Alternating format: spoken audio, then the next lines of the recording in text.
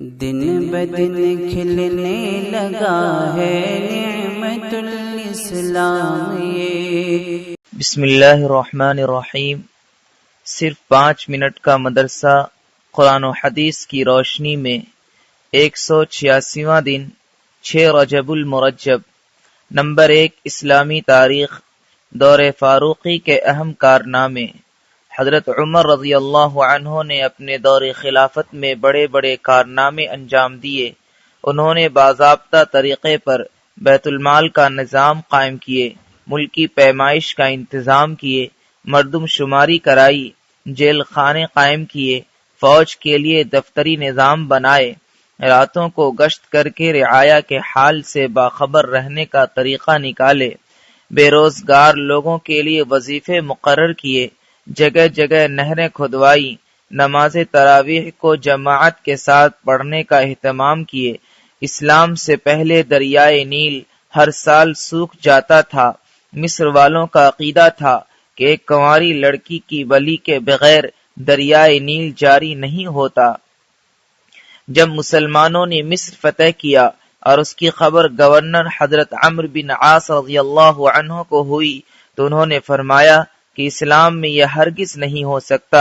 پھر انہوں نے حضرت عمر رضی اللہ عنہ کو اس کی اطلاع دی۔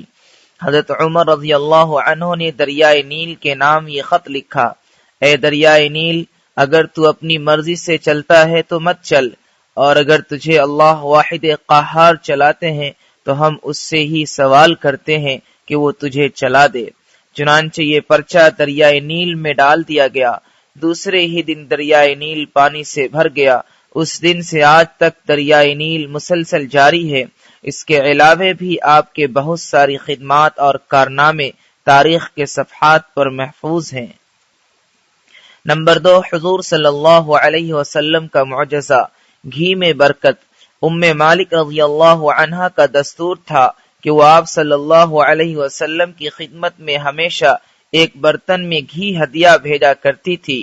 جب ان کے بچے سالن مانگتے اور گھر میں نہ ہوتا تو وہ اس برتن کو جس میں آپ صلی اللہ علیہ وسلم کی خدمت میں گھی بیچتی تھی اٹھا لاتی اور اس میں سے بقدر ضرورت گھی نکل آتا۔ ایک دن انہوں نے اس برتن کو بالکل خالی کر لیا تو گھی نکلنا ختم ہو گیا۔ پھر آپ صلی اللہ علیہ وسلم کی خدمت میں آئی تو آپ صلی اللہ علیہ وسلم نے فرمایا، اگر تم نے اس کو خالی نہ کیا ہوتا تو ہمیشہ اس میں سے گھی نکلتا رہتا۔ نمبر 3، ایک فرض کے بارے میں، حج کی فرضیت۔ رسول اللہ صلی اللہ علیہ وسلم نے فرمایا، اے لوگو، تم پر حج فرض کر دیا گیا ہے، لہذا اس کو ادا کرو۔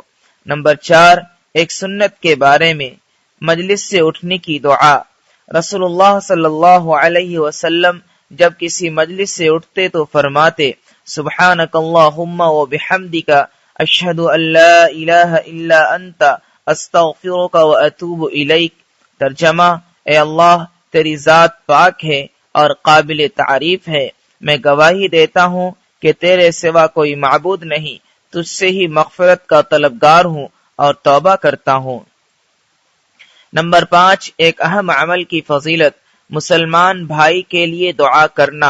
رسول اللہ صلی اللہ علیہ وسلم نے فرمایا، جب کوئی مسلمان اپنے مسلمان بھائی کے لیے پیٹھ پیچھے دعا کرتا ہے تو فرشتے کہتے ہیں کہ آمین، اللہ تعالیٰ تمہیں بھی یہی چیز عطا فرما دے۔ نمبر 6، گناہ کے بارے میں، کفر کی سزا جہنم ہے۔ قرآن میں اللہ تعالیٰ فرماتا ہے، جو لوگ کفر کرتے ہیں تو اللہ تعالیٰ کے مقابلے میں ان کا مال و اولاد کچھ کام نہیں آئے گا اور ایسے لوگ ہی جہنم کے ایندھن ہوں گے۔ نمبر 7، دنیا کے بارے میں، دنیا کا سامان چند روزہ ہے۔ قرآن میں اللہ تعالیٰ فرماتا ہے، دنیا کا سامان کچھ ہی دن رہنے والا ہے اور اس شخص کے لیے آخرت ہر طرح سے بہتر ہے جو اللہ تعالیٰ سے ڈرتا ہو، اور قیامت میں تم پر ذرہ برابر بھی ظلم نہیں کیا جائے گا۔ نمبر 8، آخرت کے بارے میں، جنت میں پہلے جانے والے۔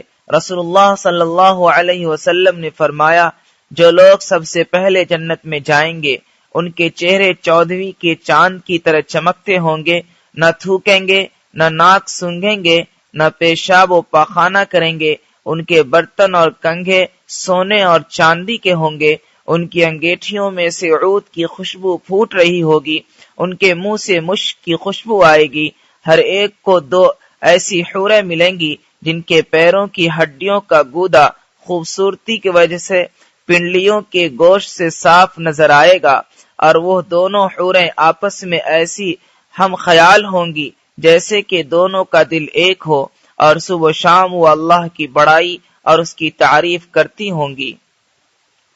نمبر 9، طب نبوی سے علاج، نظر بد کا علاج۔